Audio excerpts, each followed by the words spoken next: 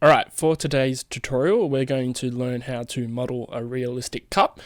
And then once we've done that, we're going to use some camera animations to move through the world and animate the cup very slightly.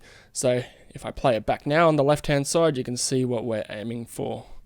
So something that's spinning around and moving the camera around into position. Alright, so that is today's tutorial. So let's get started.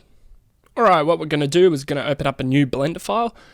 This file is going to be a general file, so just click on general and it should open up a world like this. Now, it should spawn in a cube. We're going to click on this cube and delete it. So what we're going to do then is now we're going to add a plane. So to add a plane, there's two different ways that we can do this. We can either go up to the add button up here, press mesh and then plane, or we can just simply press Shift A and then go mesh plane. Now at the moment our plane is a little bit too small for what we're liking. What we could use is the scale tool here to resize the plane, affecting its Z, Y and X axes, and we could just do that by pulling on these sliders. However, it's not going to be precise sizing, so what we're going to do is we're going to click on the object and press N.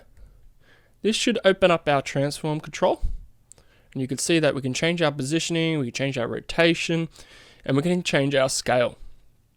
Alright, so we're going to change our scale to be a scale of 5, just to be something slightly bigger, so we have a bit more world to work with. Alright, so you should only affect the X and Y axes, because Z is going upwards. We don't want to change it upwards. Alright, once you've done that, you can press N to close that transform control. And now we're going to make our walls of our world. At the moment, this is our floor. We're going to make our world. So to do that, you're going to click on the object and press Shift D. This should duplicate the object that you have. And then just click in the world somewhere. The other way to change is rotation, because we're making walls, right? So the other way we can change our rotation is by clicking on the tool here or pressing R. And this will automatically free roam that rotation. Now with that free roam rotation, we can lock it into our X, Y, and Z. Now to do that, you click on your X, it will lock it into the X rotation. Click on Y, it will lock it into the Y rotation, and Z will lock it into the Z rotation. Then you can be even precise. You can type in, say, like if we do X, which is the actual rotation that we want, and then if you type in 90, it will snap it to that 90 degrees rotation. So what I want you to do, press X, type in 90 and then press enter, and you'll see that your rotation here is at 90 as well. Now at the moment our wall is into our floor. That's not what we really want, so we're going to move it. Going to select our move tool and we're just going to move it out of the world a little bit.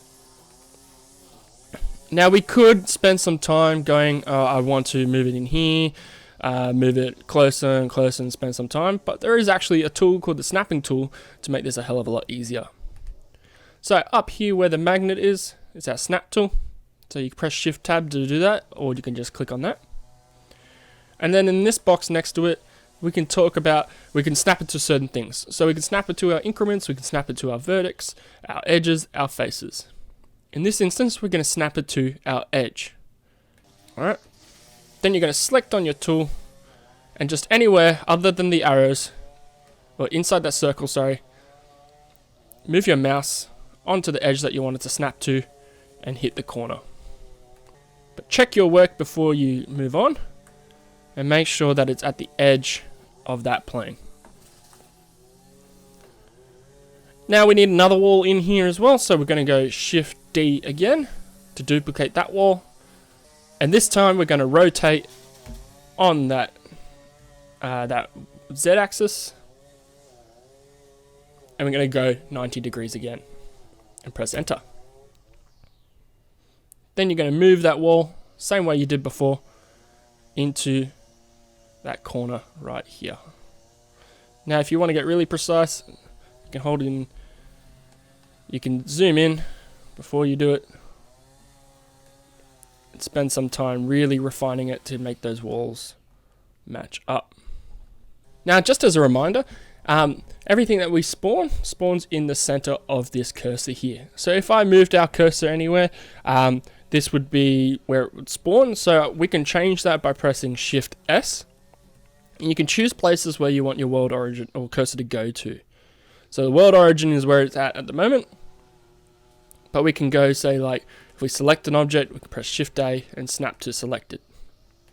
And it moves into the center of that object. But for what we want to do right now, we're going to cursor to world origin. So Shift S, and then cursor to world origin. Alright, what we're going to do, we're going to add in a cylinder. So pressing Shift A, mesh, a cylinder. This is the basis of where we're going to work and build our cup. So firstly, we have a problem. Our cylinder's in the world. Alright, so we're going to move that up and snap it by changing it from edge to face. We're going to snap it to relatively the center of the world. Just relatively. It doesn't have to be perfect because we're probably going to move it later on.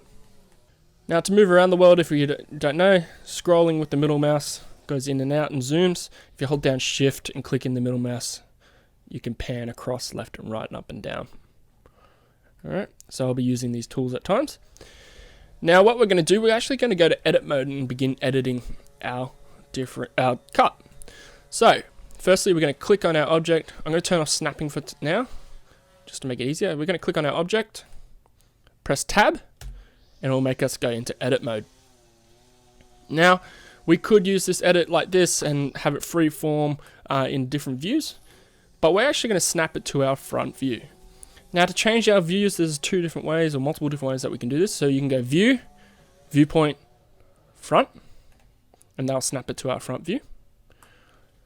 Or you can hold down Alt and click in your middle mouse, and it'll snap into one of the views, and you just move it left and right, re-clicking every time, and it'll snap it into that view.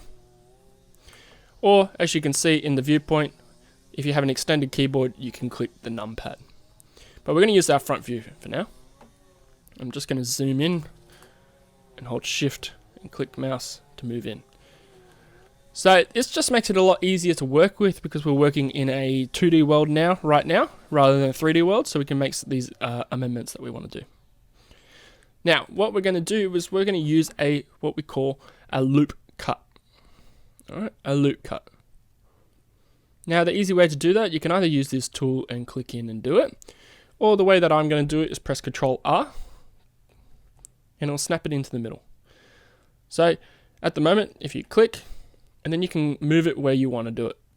I'm going to move it into the middle and keep it in the middle, and then I'm going to make multiple cuts to make it more look like a grid rather than just straight columns. Now make sure that your loop cut is horizontal, not the vertical loop cut. Alright, until your object looks something like this. Now the reason for these loop cuts is so we can actually manipulate the object more specifically, because if we left it how we had it before, we would only be able to change those say like 10 faces. It's not as much work, not as much manipulation is allowed. Now we have multiple faces everywhere. So if I click on, we now have more faces to work with, more vertexes and more edges to work with. It means we can make more manipulations.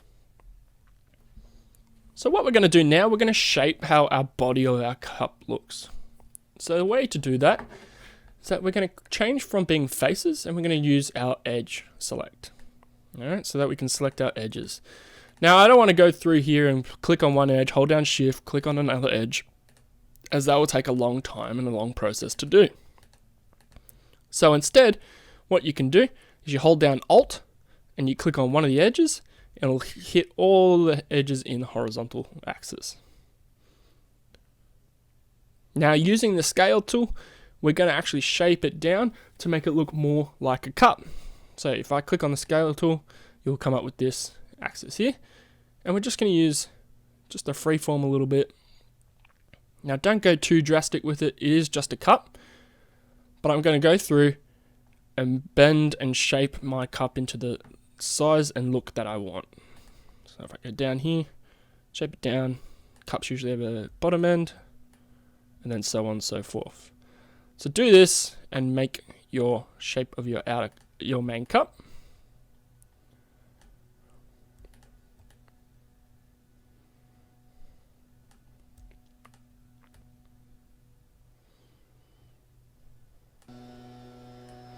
Spend some time getting the shape that you want. I'm nearly done with what I want. And it doesn't have to be perfect. Alright, so I have the shape of my cup made. You'll see that the cylinder's all been made through it. It just looks like the main part of the cup. I'm still going to have to put like a handle on there and put a base onto it and all that kind of stuff. And obviously, what our next thing is to make the top of the cup. Now at the moment, our floors and planes and that are kind of in our way.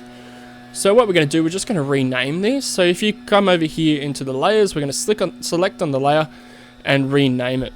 So this one's floor, and then we're going to hide it, clicking on the eye. Going to rename that wall 1.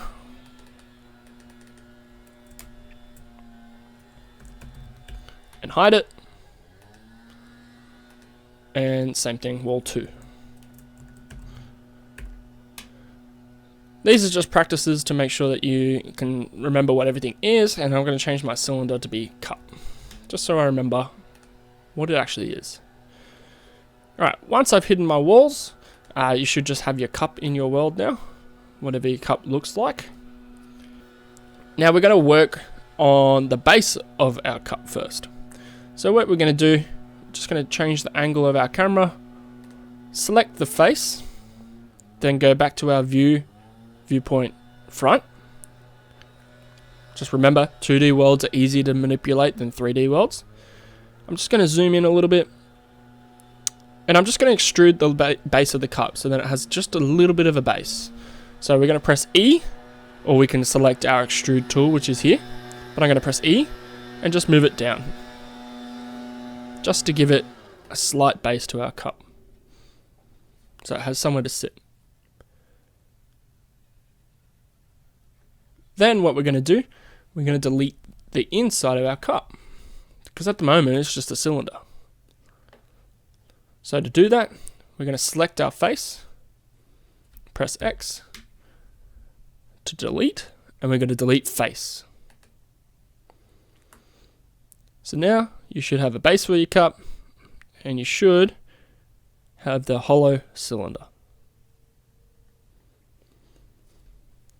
Alright, next thing that we need to do is that we need to select our cup. So to do that, I don't want to go through and press all the faces again. You can just hold down A or press A and it should select it.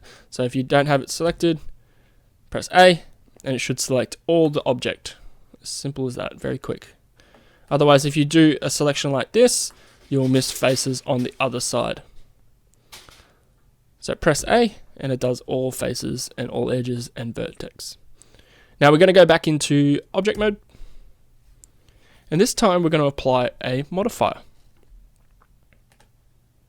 So with my object selected, we're going to go to the wrench where our modifier is.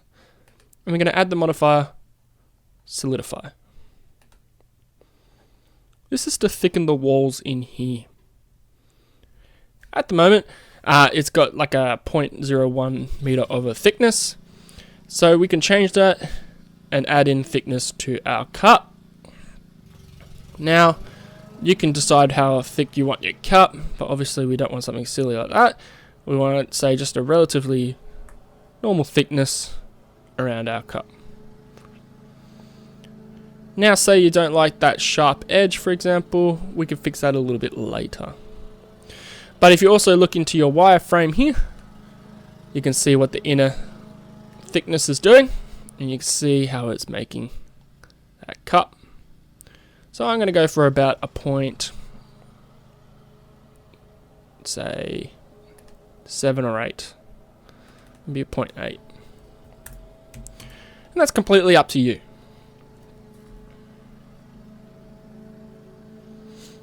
Now, like I said before, it's very rigid and very sharp. Now to fix that, we could just click on our object, right click, shade smooth. And it'll smoothen out our cup.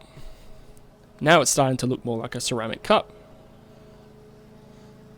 Once you've smoothened it out, you can have a look at it and see, okay, it might be a bit rough. So I might need to go into my edit mode, add another loop cut, just at that top.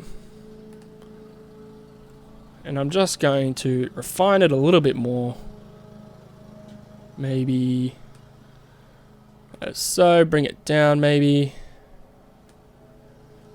Completely up to you. This is your cup design, so think about how you want it to make it look. But you can shape it a little bit more, go into more loop cuts and shaping up that cup a little bit more. Now, once you've done this, I want you to apply that modifier. So if you come back over to this side window over here, and you go to this down arrow here, you can just press apply. That means that modifier can't be changed, and it's already been done to the object. So it's applied to that object fully now. Now what we're going to do, we're going to click on our cup, press tab, and go back into edit mode. Going to make sure our cup is fully selected, so pressing A, having it all selected. We're going to actually add a modifier in the edit mode. So the modifier that we're going to add is our subdivision surface.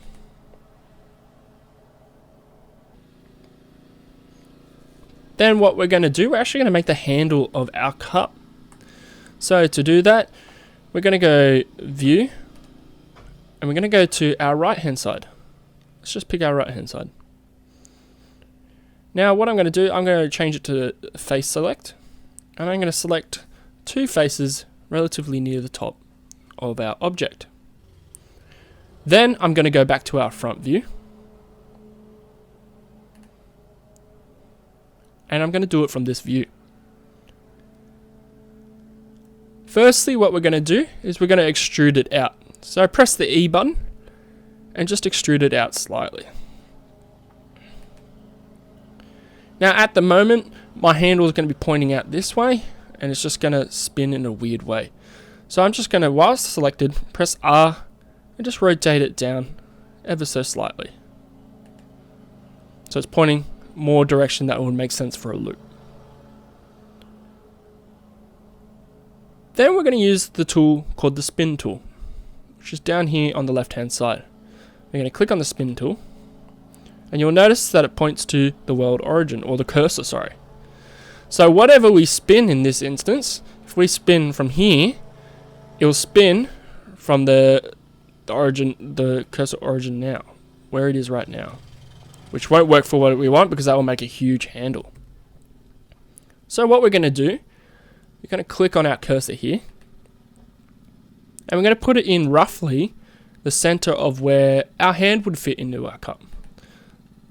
So roughly around there. Once we've done that, we're going to go back to our spin tool, and you're just going to click and drag and spin your handle around until you just get before the base of your cup again, or your cup again. Now once you've done that, go back to our select tool,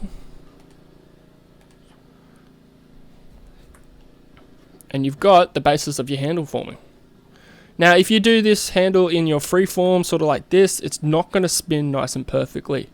It's going to make something weird, and then you're going to have to fix that. So keep it in that front view, that's really important. Once you've done that, you're actually going to come in here and find the two faces that the handle is leading towards. There's about two faces that the handle will come towards, which in this instance is this one and this one for me.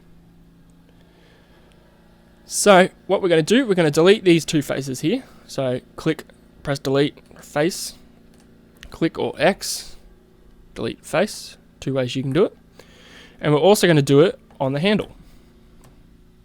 So these two faces right here.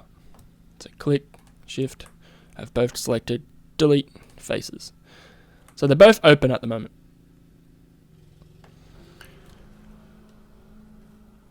Then what you're going to do, you're going to select all the edges of this handle and all the edges of this cup. So select your edge select and click on all the edges. You can hold down Alt and it should do it for you. And hold down Shift, Alt, and it should do both of those for you very quickly.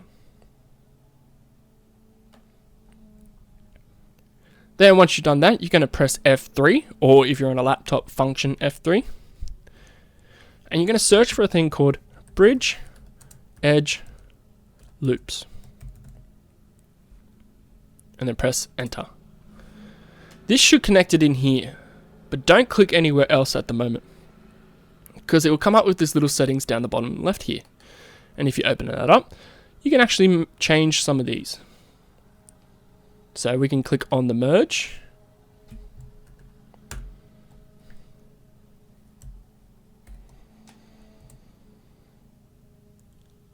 So we can change some of these. This can click on like the merge to make it bleed in a little bit more, which I kind of like. And then how much that merges in. So you can play with these settings here. It twists, that's probably not what we want in this instance. So we'll keep that at 0. Number of cuts, we'll see what that does. Doesn't seem to do much in this instance. How smooth it looks. Increase the smoothness and the profile factor. But the main ones that we're going to look at is merge and the merge factor, how much it merges in. Alright, do this before you click away, because as soon as you click away, you won't have that dropout box anymore. Alright, so far we've made our cup and we made our handle. Looking pretty good.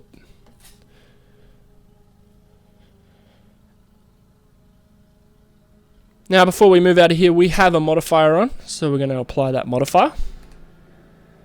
To make sure that everything's applied, press select all. It's all good. Make sure our modifiers are all applied.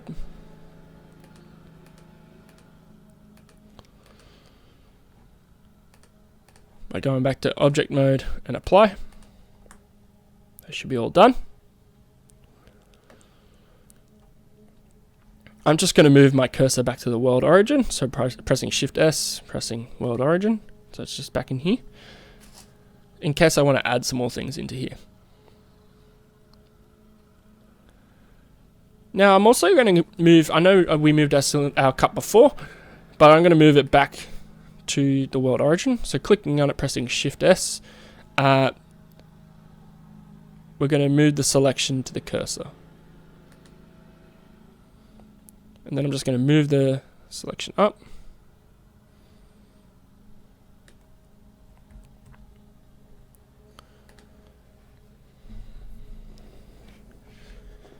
So, because our cup is slightly off center now because we moved it before, I'm going to do, because we got to make our saucer of our cup now. So what I want to do is we're going to press Shift S, and we're going to actually move the cursor to selected.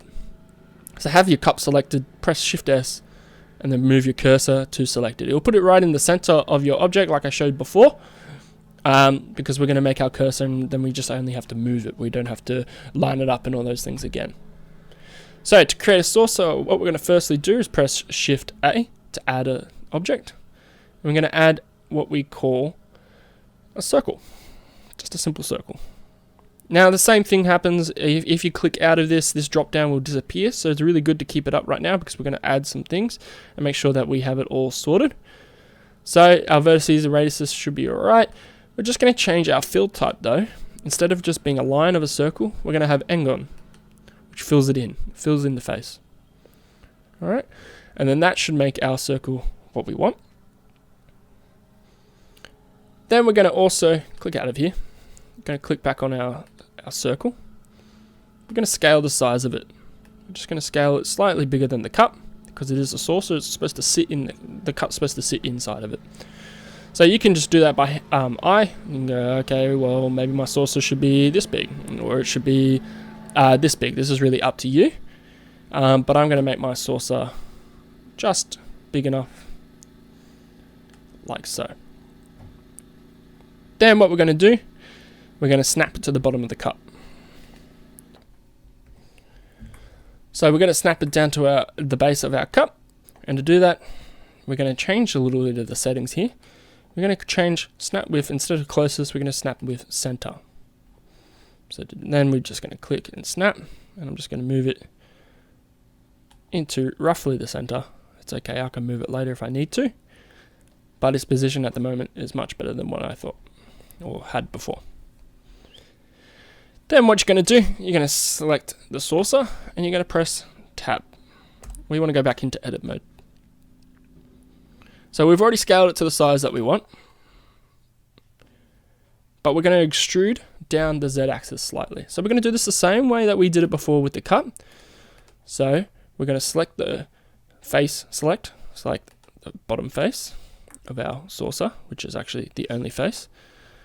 Then we're going to go viewpoint, front, and then we're just going to press E and scale it down slightly. Now, saucer doesn't have to be huge, but it just needs to be a bit bigger than what it was.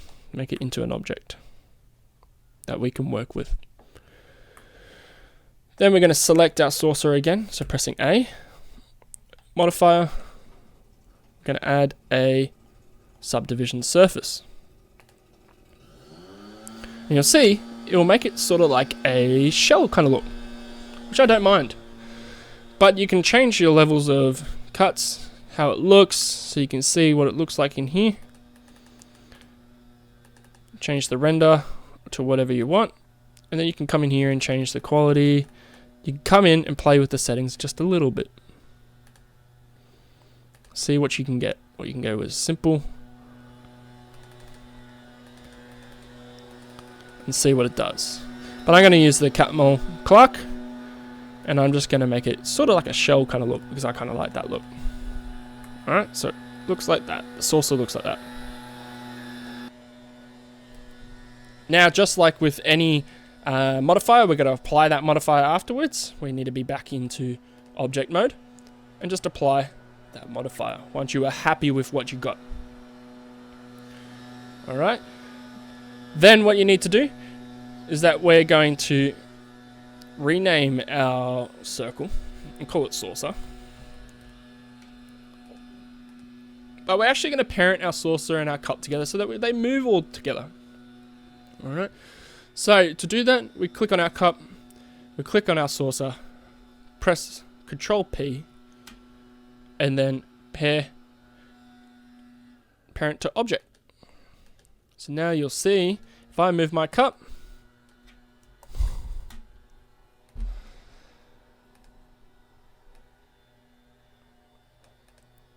now you see I've parented it to my saucer, so the saucer's in charge. So whenever my saucer moves, the cup will move. However, if I move my cup, my saucer will not move.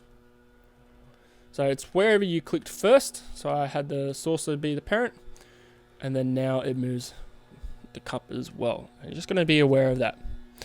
Now I'm going to turn back on my planes where my walls and my floor was in. And you'll notice that my saucer is inside the ground now. So I'm just going to move it up slightly. And hopefully it doesn't disappear. If you have a thicker saucer, it might be a little bit easier to do. But I can also go into the wireframe, have a look. Should be okay. And I will see what that looks like once I put the coloring on. So you can see my saucers there now.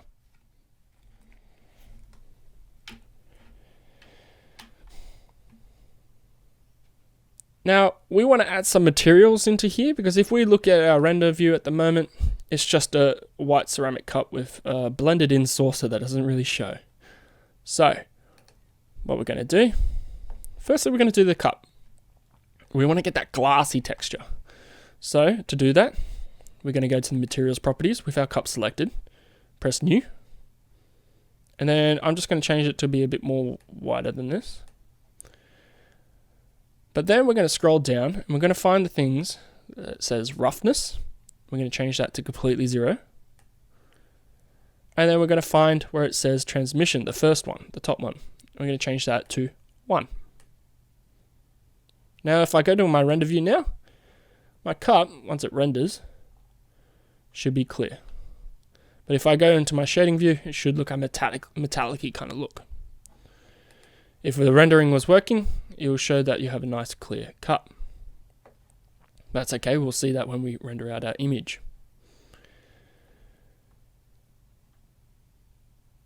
Now, I'm also going to add some color to the rest of my world. So I'm going to change my saucer. I'm going to click on my saucer, get materials, new, and I'm just going to add, I don't know, just maybe a slightly creamy color kind of base. And then with my floor, I'm going to choose a nice, I don't know, let's go blue flooring. And then white walls. And we can have a look at what that looks like. Yeah. Might be a bit eccentric in terms of the blue, so I might darken that. Everything else looks relatively good. Then I'm just going to move my light just a little bit so it's inside the cup. And you should see that now. Just so it's reflecting the cup a little bit more than what it was. And then we've got to change our render settings just a little bit before we render this out. And you can see your final image. So what we're going to do, we're going to go into our render properties. And we're going to change it from Eevee to cycles. Now I'll explain Eevee and cycles when we go into materials and nodes, but there is a difference between the two, but pretty much Eevee is used for low poly objects, so like cartoons and very basic animations or basic 3D animations, whereas cycles is used for realistic things.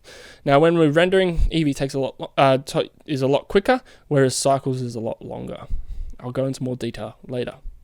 So if we click on cycles and then we click on that rendering now, you should see a nice clear cup in a very pixelated render, but it's looking quite good. Now at the moment, our camera is probably not facing the right way. So I'm just going to go back into our solid view because I don't really need to have the render view at the moment. Now to move the camera, I'm just going to go in the top here, just in between the two, like the main window and the layers.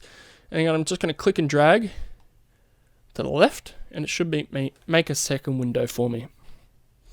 I'm going to change this one, the view of it, from a camera to an active camera to have a look at just the camera. And in this one, I'm going to click on the camera, which is this guy here. I'm going to move it into position. Now it's working pretty well.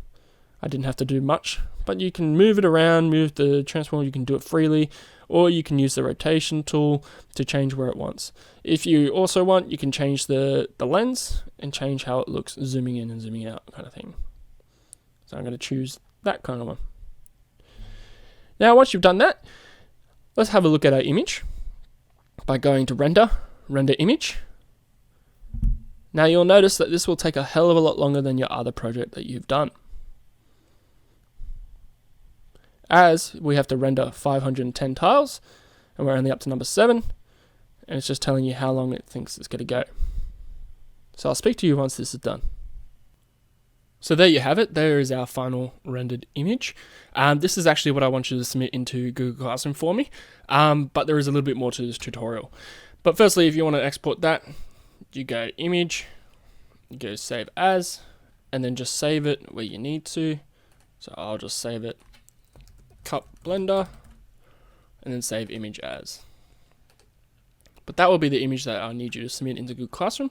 But we're going to go on and show you how to do camera animations and just simple animations on the cup. Now, this will all be based on around the camera, which is what we have up at the moment, and this timeline down the bottom. So it's really good to have the setup like this so you can see the object and the camera moving.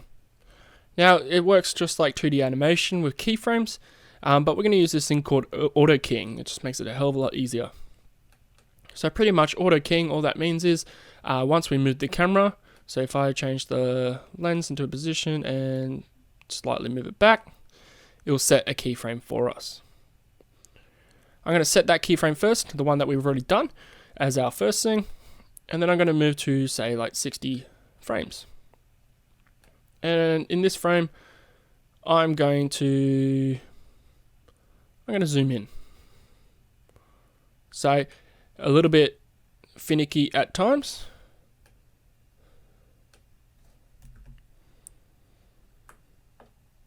As it won't move exactly to how you want it, because it's on an angle at the moment. But you can just spend some time rotating. So move it back up. I might move it to the side actually. So at the moment, it's got that profile kind of look. So if I scrub through here, you'll see that it automatically does a keyframe for us and all the in-between frames. It's not bad. So let's go to 120. Now I'll do my zoom in. which shouldn't be too difficult with the angle that I have now.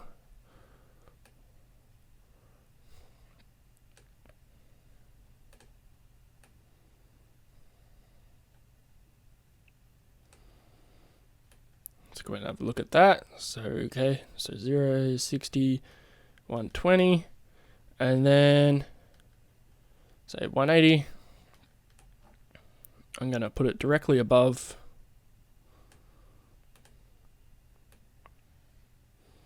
and then zoom directly out in a second when I get to the 240. So get that as close as that. Pause for a second and then go into 240, and I'm going to move it directly above until it just fills the frame. Move it back slightly so it stays centered, and then we can have a look at our final animation of our camera. Just very simple. Very simple. Now you can come in here and refine it. I don't really like this shot too much, so I might move it back a little bit just to really refine it, so the cup's not chopped off at the top as much. Then move to the front and then move up. So I can press play here and watch my animation go.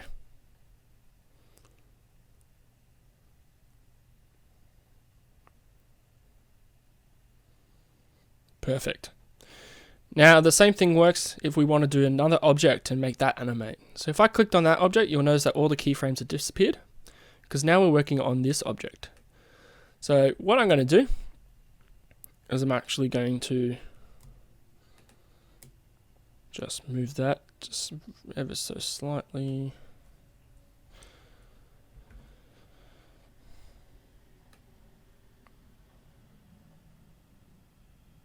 Just to set a keyframe. And then I'm going to go to my 60 mark. All I'm going to do now is rotate my cup.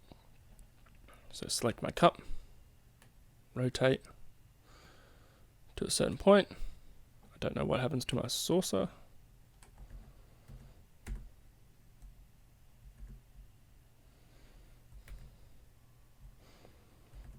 Saucer's decided to disappear, but that's okay. I might do it like this. I'll rotate it very slightly here. Set that first keyframe, go to 60, and at this point I'm going to rotate it that way. Go to 120, rotate it again, and then 180-ish. It doesn't really matter too much. But here, and we can follow it with the camera. And then I'm going to go back to the start. So now if I play my animation, you'll see that the cup is rotating with that camera as well.